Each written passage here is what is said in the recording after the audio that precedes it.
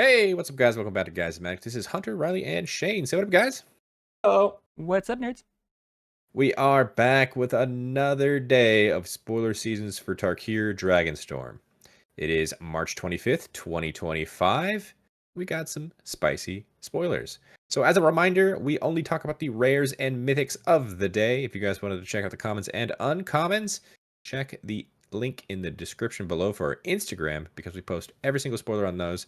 And at the end of spoiler season, we go through and talk about what's most liked on Instagram we didn't talk about in these videos, and we talk about them for you guys.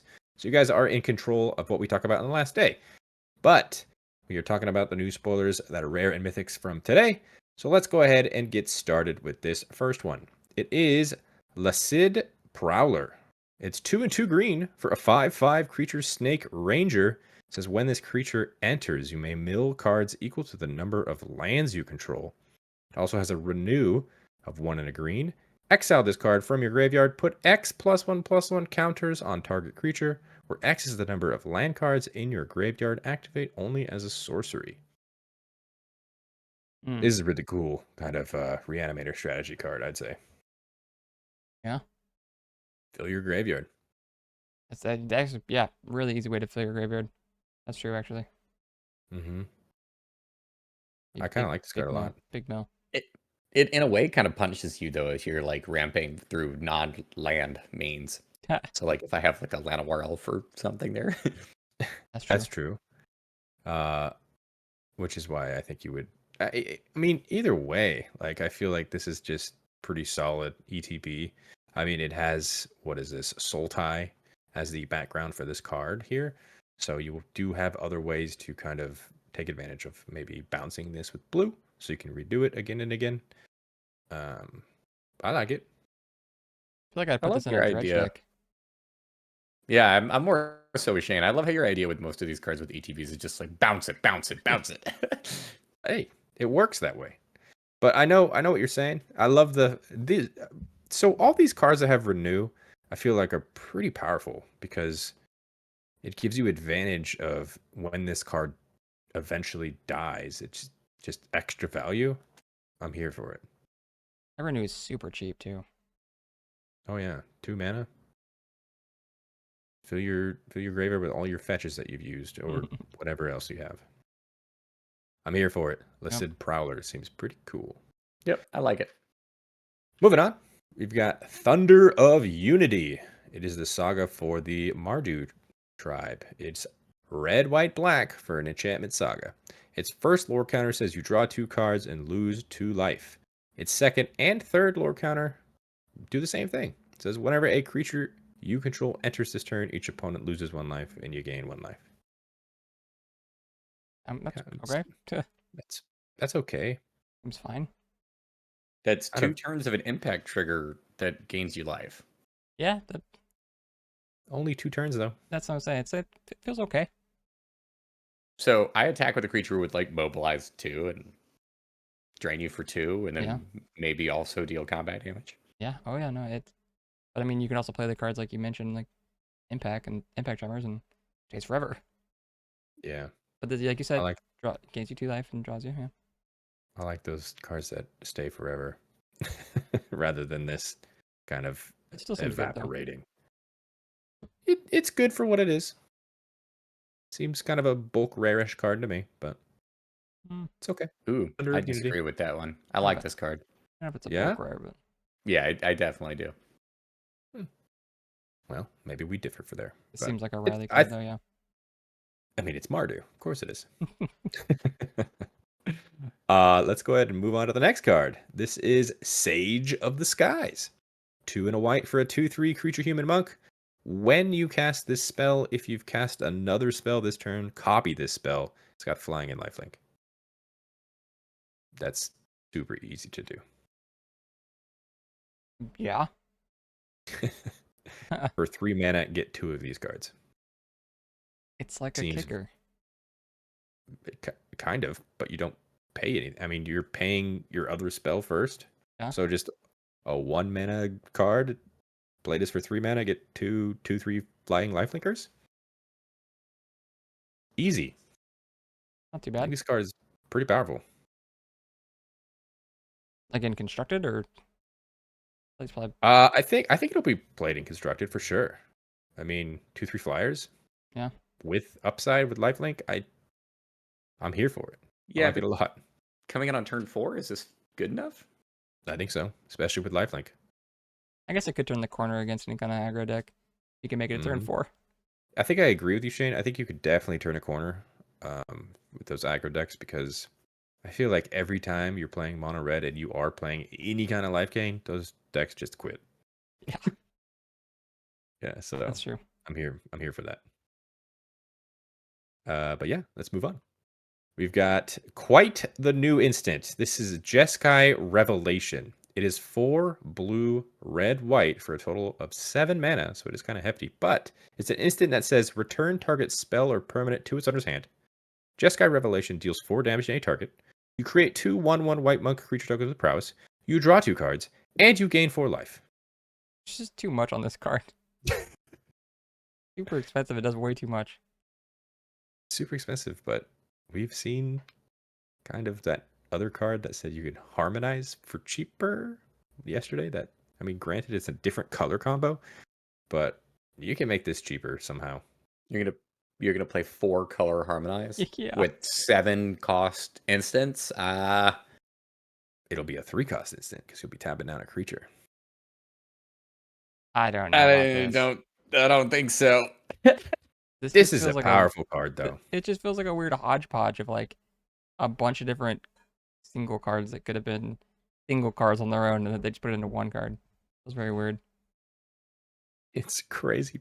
It's so much. I know it's 4 damage, 2 monks, 2 cards, 4 life, and you're bouncing something. And you know what? And I think that's the crazy thing. For 7 mana, this card does a lot, and it doesn't do anywhere near enough for me to play it at 7 mana. I was just gonna say, like, if this resolves, I would feel like you'd think you'd be winning, but nothing No. really happens. I mean, a lot of stuff happened. I get okay. A lot of yeah. I don't know. This feels weird.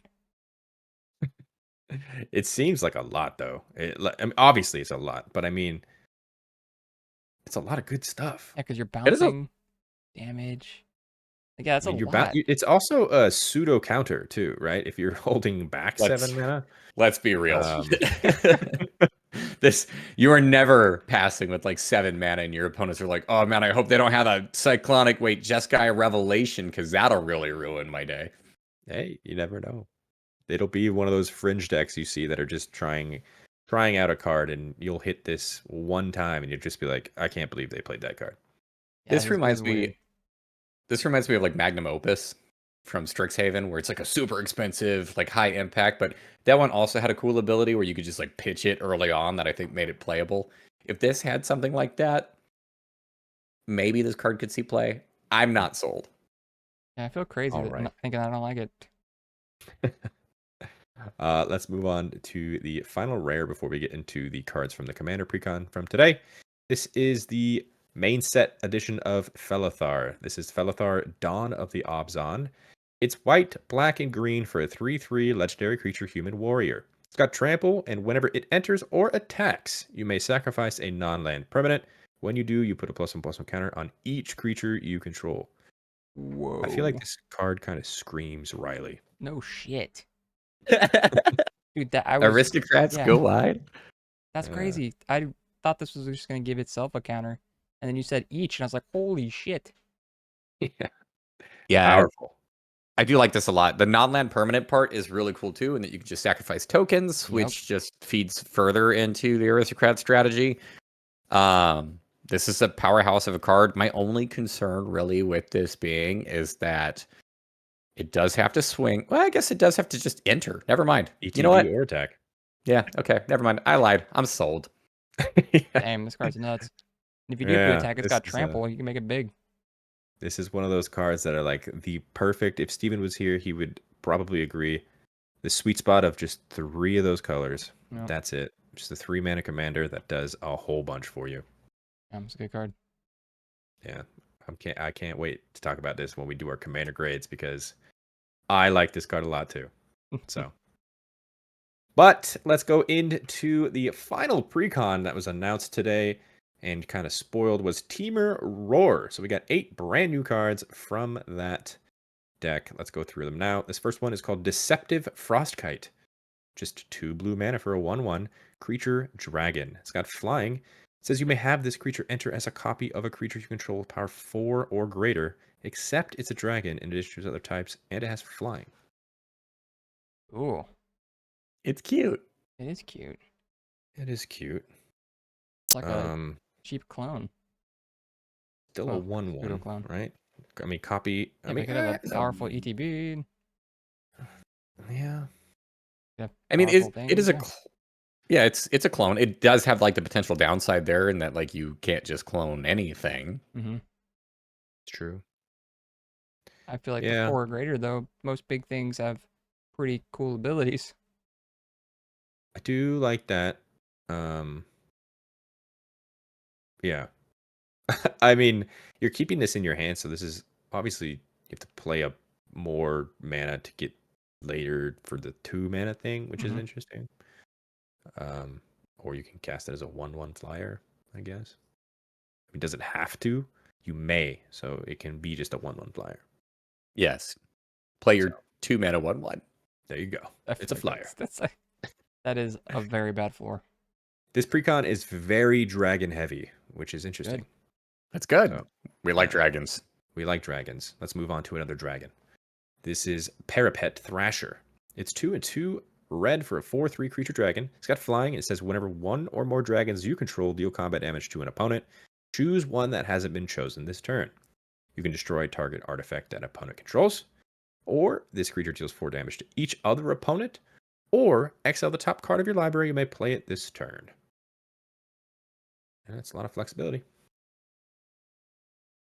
I don't Is it understand. good? I don't know Why? why I'm not understanding. Because like the 1 or Dragons. more means that if you swing with all of them, you're only ever being able to choose 1. Or more. Oh, different opponents. Is that what Different you're pointing at, opponents. Hunter? Got it. Yeah. Okay. Spread the love. Got it. Mhm. Let's say, well, I don't understand. Okay. I understand now. Yeah. Spread the love. It's good. Seems decent. It's okay. New dragon. New dragon. What do we think, Riley? I think this card is really powerful. If you are playing a dragon deck, I think this probably just slots in. I would I Definitely. mean, like the first mode there, super relevant. Every deck controls like every deck plays artifacts. The Mhm. second, also fairly powerful. Like you're dealing damage. Most people care about their life totals. Bit of pseudo myriad there, yeah.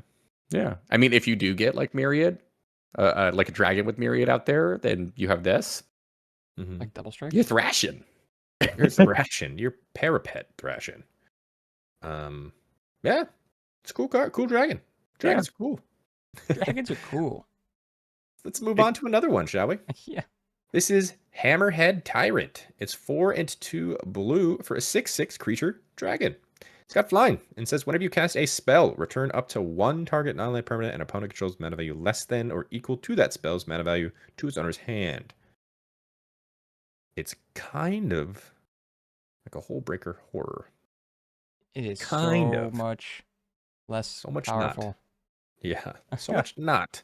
But it is very similar in that aspect. I can see that. I like it. It's okay. I hate the art, dude. You Why? do. What am I It's a looking? hammerhead. It's a shark dragon. Yeah. Yeah, and That's it's killing weird. a elephant. Shark dragon kills elephant. Okay. Do you think that's what they kind of gave this They told the artist. That was I hope so. prompt. We want a shark dragon stomping on an elephant. Hope they just I said really do. the name. I feel like this is more mammoth-y vibes, personally. Sure. Mammoth. Yeah. It's a good card. I do like this for a dragon deck. Most of your dragons are going to be relatively expensive, so you should be able to get some extra value off of this.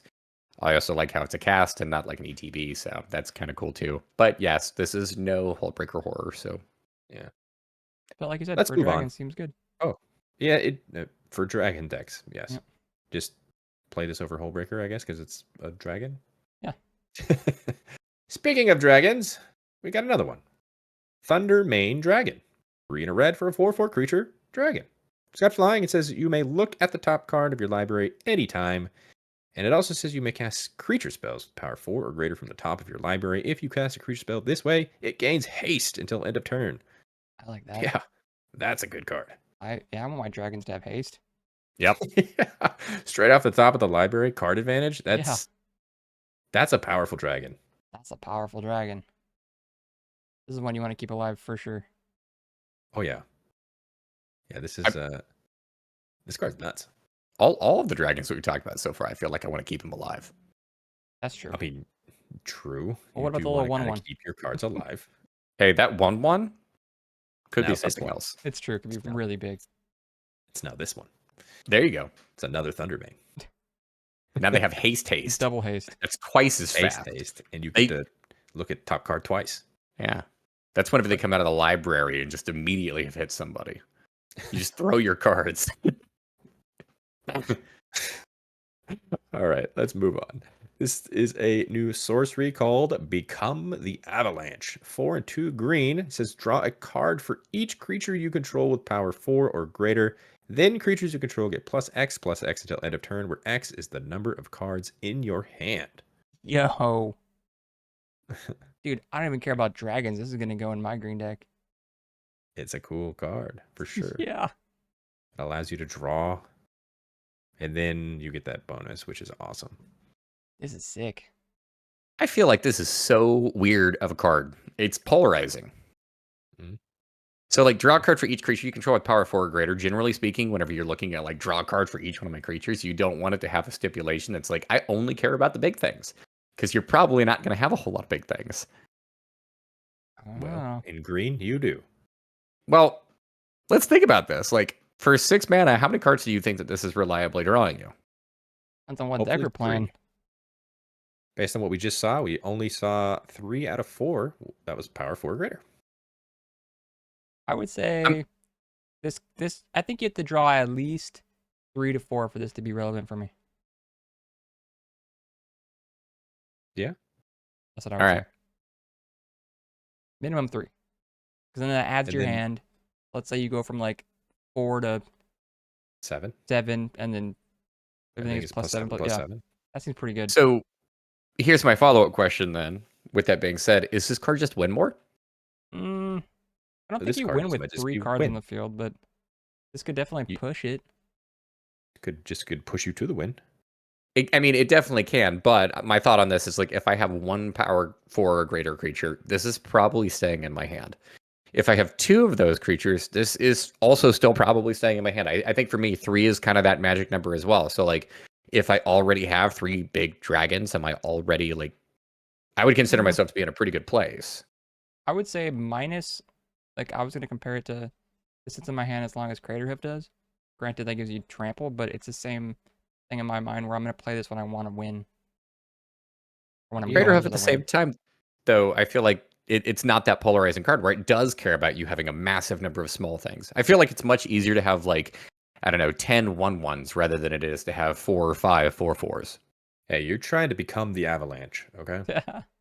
Don't get me wrong, I like this card. I'm just trying to nitpick it. Yeah, what's don't. what's my deck? Well, I don't even know why I'm asking you my deck, but my green deck that I play a lot. What's that commander? Oh no. Kona. That I was like drawing a blank. That deck runs pretty much everything that's 4 or greater, so this would go in that deck, I think, in my opinion. But even still, this would be like 6 mana to draw 2 most of the time. Maybe. Well, Depends then on I how won't many... play it then.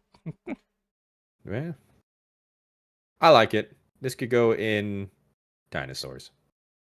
It could definitely go in dinosaurs. Moving on, we've got Zenith Festival.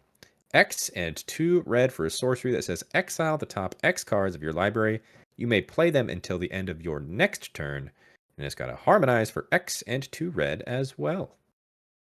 That's cool. This is a good card. Yeah. Ooh. I strongly disagree. Why? I love this. All right, sell This me on is- it. Because of Massive the wording card of advantage. until next turn. All right, Next turn is where it's If at. it was the end of this turn, then it'd be trash. because I'm straight up of the mindset that this card is probably not playable. Why? Really? Why? All right, it runs into an issue for me of like, I'm not casting this unless I have a ton of mana. And then what? I've just telegraphed to the whole table that, hey, next turn, I have a ton of extra resources that I can use. I put a massive target on my back, and I've just tapped out. I feel like this would be relevant at just spending 4. Honestly. Because then you can do it again. It's almost like a flashback.